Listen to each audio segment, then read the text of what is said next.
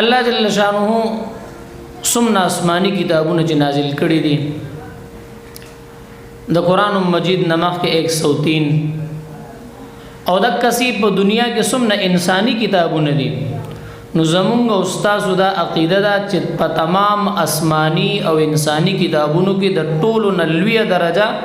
او د ټولو کتابونو سردار چې دی هغه قرآن مجید دی.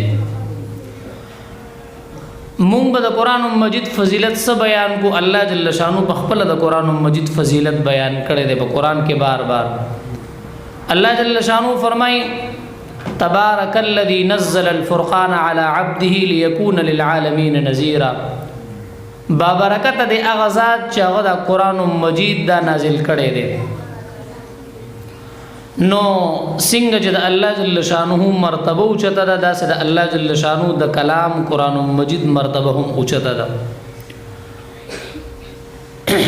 نو موتا نن په د اختتامی مجلس کې شریک شي او موتا د بسم ملاویږي. حضرت عبدالله ابن مسعود رضی الله عنه فرمایي کمزه کې چې د قرآن مجید افتتاح کیږي آغاز کیږي که آد ناظری وي که آد حفظ وي که آد ترجمه او د تفسیر وي او په دغه مجلس کې کم خلق شریک شي. ګوره یو خو استاد او شاګرد هغه دا قرآن شروع کوي، استاد ورته شروع کوي او دا شاګرد وي او نور خلق اسی په دې مجلس کې ورسره شریک شي چې قرآن شروع کیږي زبم کینم. نو په دغه مجلس کې دغه لږ وخت ناستا په دې باندې څه اجر ملاويږي. نو عبد الله ابن مسعود رضی الله عنه فرمایي چې کم سړی د قرآن مجید افتتاحي مجلس کې شریک شي نو د داسې مرتبه د الله په نسبانه چې یو مجاهد خپل سر د پتلی کې کیدی او جهاد لروان وي. نو چې دغه کومه درجه دغه مجاهدینو د الله په دربار کې دا نو دغه مرتبه او عزت د هغه خلکوم دی چې کوم د قرآن مجید افتتاحي مجلس کې شریک شي. بل یو سړی که د قرآن مجید اختتامی مجلس کې شریک شي او دعا کې شریک شي لکه مونږ نن دلته راغلیو ماشومان قرآن مجید ختم کړي د استادان ور سره مهنت کړي دي.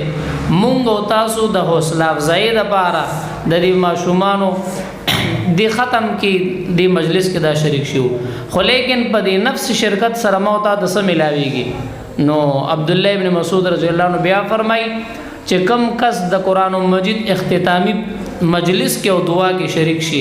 د درجه د الله په نزد سیدا چې مجاهدین خپل سر بدلی کې کیږي او جنگيږي څه شهیدان شي څه غازیان شي او ډیر مال غنیمت راجم کی او دغه مال غنیمت چې بیا په کوم مجلس کې تقسیمیږي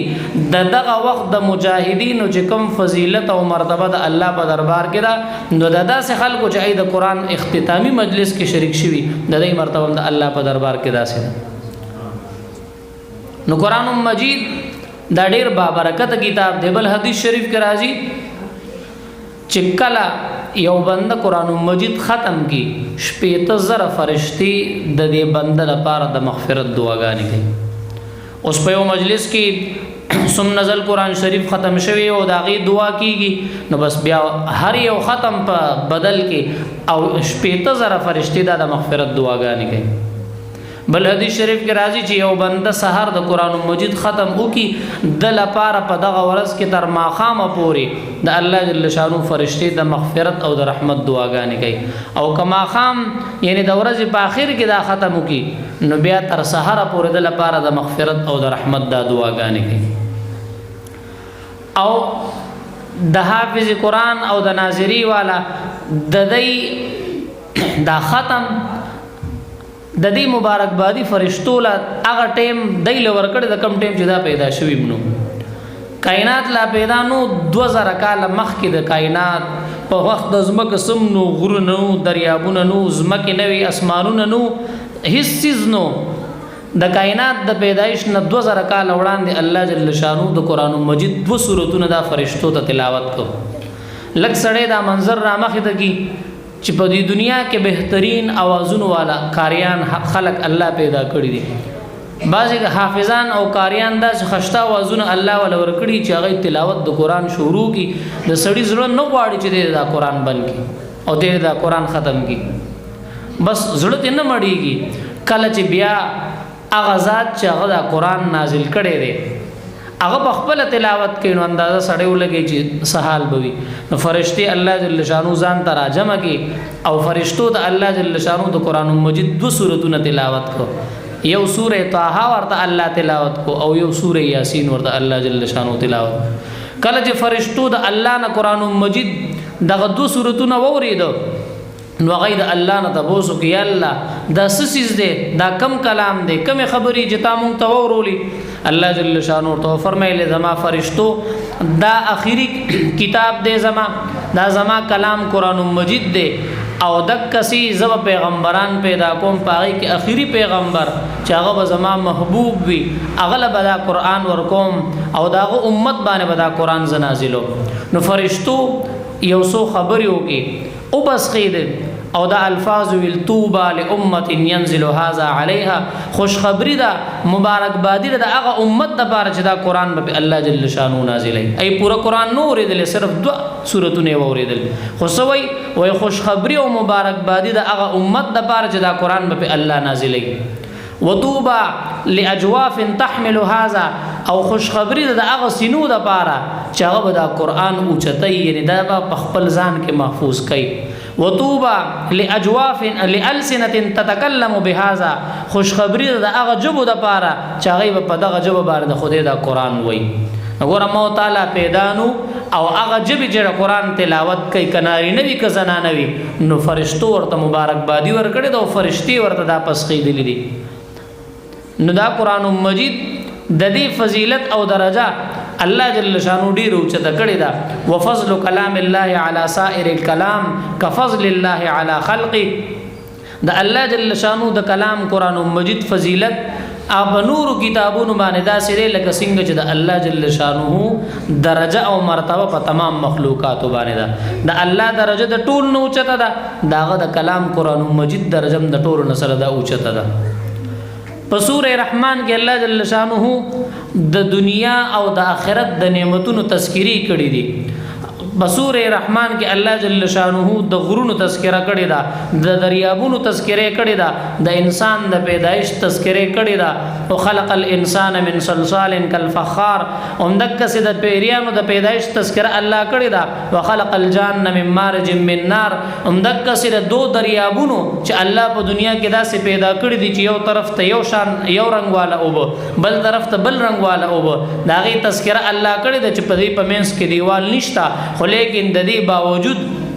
د یوی ابو والا خاصیت په دې بل کې نه پیدا کیږي او د دې بل ابو خاصیت په دې بل کې نه پیدا کیږي ان تر دې چې د دې یوی ابو چې کم زناور او کبان دي ادي نور ابو ته نزي او داغي کبان او زناور دي نور ابو ته نزي نو الله داغي تذکرہ کړی دا همدکسي د دې سمندرونو نه چې کم موتیان روزی کم سر سونا چاندی تی روزی داغی تذکرہ اللہ کړی دا ورپسې د جنتونو تذکرہ اللہ کړی دا ولمن خاف مقام ربه جنتان داغی د میوه تذکرہ اللہ جل شانو کړی دا داغی د حورانو تذکرہ اللہ کړی دا حور مقصورات فی الخیام خو لیکن د دې ټول نعمتونو نه مخکې الله جل شانو د یو عجیب سیس تذکرہ کوي غسده قرآن مجید دی الله فرمای الرحمن علم القرآن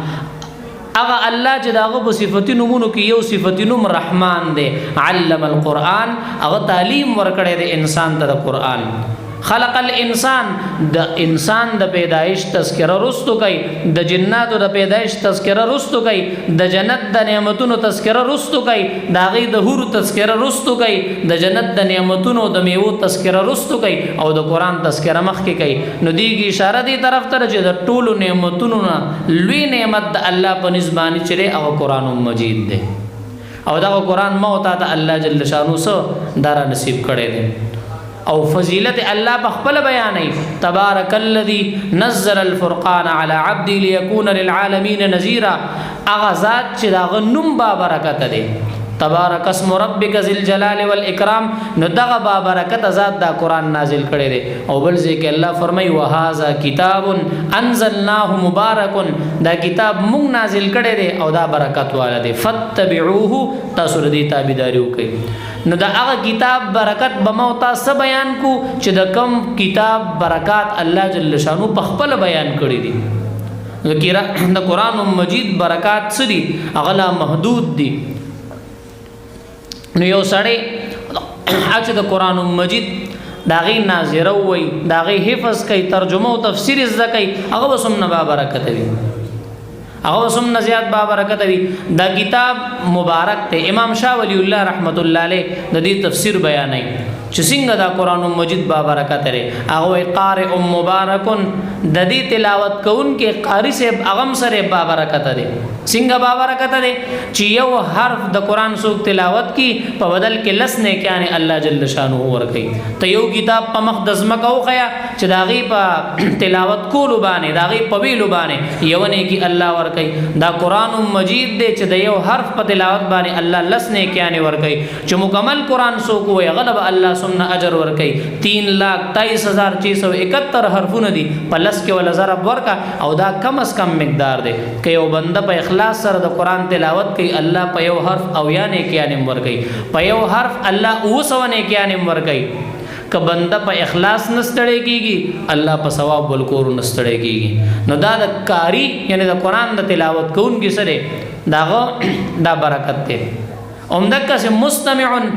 مبارک د دې قران مجید تلاوت کون خو هغه با برکت ده هغه ته برکت د دې قران ملاویږي بلکې د دې اوریدون کې تم الله جل شانو برکت ورګي سمنا ثواب چې تلاوت کون کې ته ملاویږي اومدک کوم ثواب اوریدون کې تم ملاویږي نوم نه ثواب تلاوت دا اوریدون کې تم ملاویږي بلکې علما کرامو عجیب نقطه بیان کړی دا چې د قران مجید تلاوت کول مسنون دي خو چې کله د قران تلاوت کیږي هغه ته وق اخودل او اوریدل دا واجب دي چې څنګه د واجب درجه